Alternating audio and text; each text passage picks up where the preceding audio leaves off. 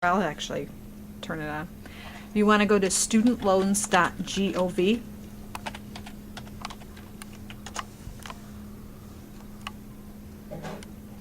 Okay, and from here, this is going to be bad, sign in. Hit the sign in button, the green sign in button, and you want to put in your social security number,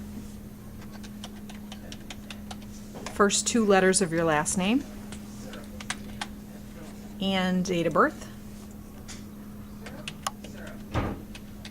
and your PIN number, and then hit sign in. And that's going to sign the student into the screen. Actually, I've not seen this. Oh, they're just asking you to update your information if you want electronic correspondence or not. So students may have this screen come up about electronic correspondence. I'm not even on the screen. I'm sorry. Talking and I'm holding it up. Oh, no, it's okay. Okay, so you want to just confirm and then save and continue. So if that screen pops up, the preference screen, just have them save and continue. Okay. Okay, on this screen, you're going to be now on, I want to have your information on the screen, and in the middle there's the counseling, the promissory note. Now the students may be over here to do both or one or the other. Today we're just going to go over the counseling. So in the middle it says complete counseling, top link. Yep, you want to click that.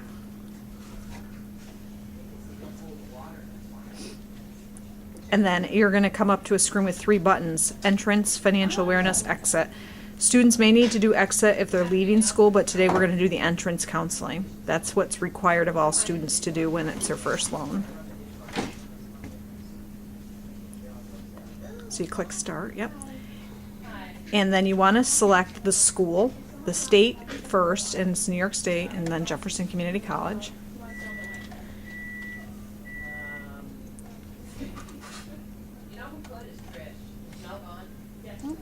Can you come up there?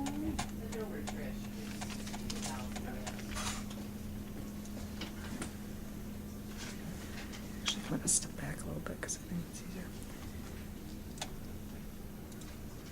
Okay, and then you want to click notify the school to add it. Okay. Now you go to the next block down, select student type, undergrad. Students do not want to select graduate, and then continue.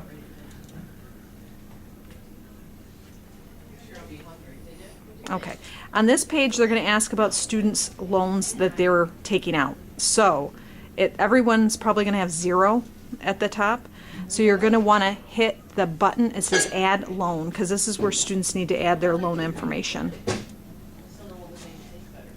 So they're going to need to know, this is where the student's going to need to know what aid they actually have. So they may want to log into their SOAR account and check it while they're doing this, open another tab and then log into SOAR to see, because they really should know what type of loan they've got.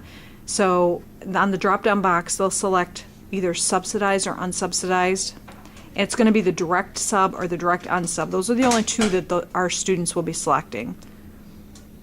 And then the interest rate is currently 3.86% for subsidized and unsubsidized. That's going to change or possibly change July 1st of 2014, but right now up until summer, students will be putting 3.86. Now the next bar over, it's asking for the amount. This is where they're going to need to know the amount they're taking out. So we're going to just put a sample of $1,000 and click add loan because you want that loan to show up. All right, so now at the top, instead of 0, it shows 1,000. It's got your loan in there. So you want to scroll down. And then they're going to start asking you questions about this information. So the question is, as of today, how much do you owe in student loans? Well, how much do you owe? You want to scroll up to the top. You owe $1,000 at this point. So the student would enter the amount that's showing up for that top line. And then they're going to click check answer, and it should come up green. And it says correct. Okay, this is where they're going to have to read information to answer questions. So for today's information, we're going to scroll through that, but students should read that so they're knowledgeable about the information about the loan. And it talks about interest rates, repayment, capitalization for interest, all the things they need to know as a borrower. So we're gonna, in the essence of time, we're gonna scroll down. Okay, and then there's questions after each section. So the next question is, which sources of federal student aid do you have to repay? And I wanna know all the questions. Every student is gonna have the same questions and same answers. I've done this several times and it's always the same questions, same answers. So this, unless they change it, I mean, they possibly could, but as of right now, this question, the answer is going to be loans. Because grants, work study, they don't have to repay. And then it's going to come up that you need to either click off it or check answer, and then it says correct. And if they're not correct, it'll come up red, and they just click the answer, another answer. So there's more information here. And then again, some more questions. Okay, what is the current interest rate? We said the current interest rate was 3.86. And then there's a question, interest is not charged on direct subsidized loans while you're enrolled in school at least half time. That is true. Because subsidized do not accrue interest while you're in school, unsubsidized do. Okay, they're going to go on and talk about loan limits, and then there's going to be another question. The annual limit for dependent undergraduate in their second year, that's a sophomore student. The answer, again, all the information's up above, but for the in the essence of time, it's $6,500. And if students then ask, well, what can a undergrad in their first year, it's $5,500 for a freshman. And then you're going to click check answer and correct, and then you hit continue. This is going to be a terrible video. The screens are not, but hopefully. Now, this next screen, page 2, you're going to come up with expense budget. This is where students get confused, and it is kind of confusing because the information, the explanation on the instructions is not very clear. So hopefully this will be more clear. There's 2 tabs, or 2 steps, step 1 and 2 on the tab. Step 1 is preloading the information for JCC's cost of attendance, so students can kind of get an idea of what their tuition fees and expenses are for a year.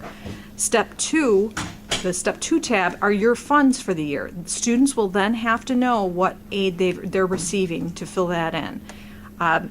So on this sample, student will say they're getting a $500 scholarship, maybe $1,500 in grants, maybe $1,500 in work study, and then the loan we said was $1,000. Okay, and then we're going to click off and see it populates that in the number 2 tab for $4,500, and the expenses are $5,269. So that's just populating those the pie chart. So we're going to scroll down. They want you to see what you've got for aid and what your educational expenses are, to see, you know, what's being covered and what you might have to pay out of pocket as well. All right, so we're going to scroll down, and then there's questions. What are the total estimated expenses for the year? Well, that's referencing tab 1, step 1 above. Expenses are in tab 1, $5,269. And then you want to hit check answer, and then it's green, so you'll move on to the next. And then they're asking about the funds for the year, and again, that's going to be tab 2's answer, and that was $4,500. And this is really, when I get called over to help students, this is where they get confused. They're not sure what's going on, but it's really, you're filling in the pie charts, then you're answering questions about it. So you're going to scroll down, managing expenses. We get into the part where you read the instructions again, and then there's more questions. Check your knowledge. Which of the following are true? A, B, C, D.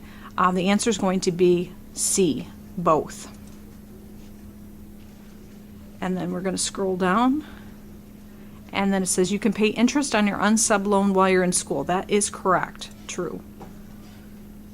And then you're scrolling down, they're talking about borrowing and interest. There is a tab there in the interest savings calculator, which students can fill or they don't have to fill. It kind of shows what your payments or your savings will be, and how, depending on how many months you're finishing school. So if they want to put it in for a 2-year program, it's 24 months. And then it'll kind of click. This really has no relevance of doing it, though. You can still complete the entrance counseling without filling that in. So then you can scroll down and hit continue. And if by some chance you miss something or make a mistake, it'll highlight in red and it'll say that you have missed something. But in this case, we're on to the next page. And this page is estimate what you will owe and earn. And again, we're back to those tabs, the step 1, step 2 tab.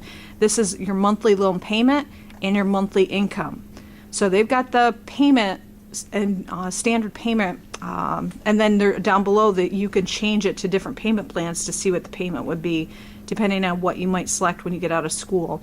But for entrance, you can just leave it, or the student can leave it in the standard. But you do need to go to step 2 and click that, because they're going to have you estimate what you're going to make when you get out of school. Students also get confused at this. They say they don't know. Just guess. I'd say 20, 25,000 is a good amount to put in there. Is this when they get out of school or while? When they get out of school, Okay. exactly. And it says enter what you expect to earn annually once you graduate. Okay. And you said just like 25? I'd say like 25,000 or 20,000 or Something like that. 30, like an average starting salary. Okay. So that populates the other tab. So now you've got your monthly payment and your monthly income. So then we're going to scroll down, and there's a question. What is the standard repayment plan you generally, or under the standard repayment plan, you generally must pay at least blank per month up to blank years. It's $50 for 10 years. That's standard. And there's different types of repayment, and this is where the student would read about the different types of repayment. Then we're going to scroll down. There's more information about repayment plans. And again, students should read this, but because we want to go through and give you guys the answers. Next question, under income-based repayment, your federal student loan payment will be what percentage of your discretionary income? It's 15%. Okay, and then we go, and there's 3 little bars with plus signs, and students should read those. Again, if they don't open it, they can still continue on, but it's good to have them read that. And then there's another question. When do you have to start making payments on your loan? And it's 6 months after you leave or drop below half-time. And then there's 3 more plus sign sections that they should be reading. And you just click on the plus sign and it'll open up. There you go. There you go. And then down below it says check your knowledge. Who do you contact to select or change your payment plan? It's your federal loan servicer. It's not the school. It's not the Department of Ed. It's your loan servicer. And if students don't know when they get out of school, and if there's some chance they come over to your office, the website is nslds.ed.gov, and we can give you that website too in our office. Next question, when you must contact your loan servicer, when should you contact? Choose the best answer. It's E. Okay. All of the above. And then we're going to hit continue. We're on to the next page. And then this is going to talk about avoiding default. And again, there's more text to read. Talks about deferment or forbearance when students get out of school. If they can't make payments, it'll talk about the different options they can possibly qualify for. And then there's a block with deferment or forbearance, calculate the cost. Students can do this. They don't have to, though. So that's just an estimator so they can look at information.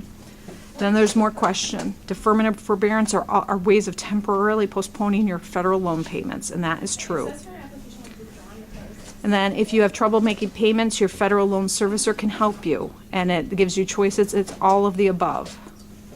And you kind of see a pattern here. They're always all of the above are true, just in case you have questions. You're scrolling down.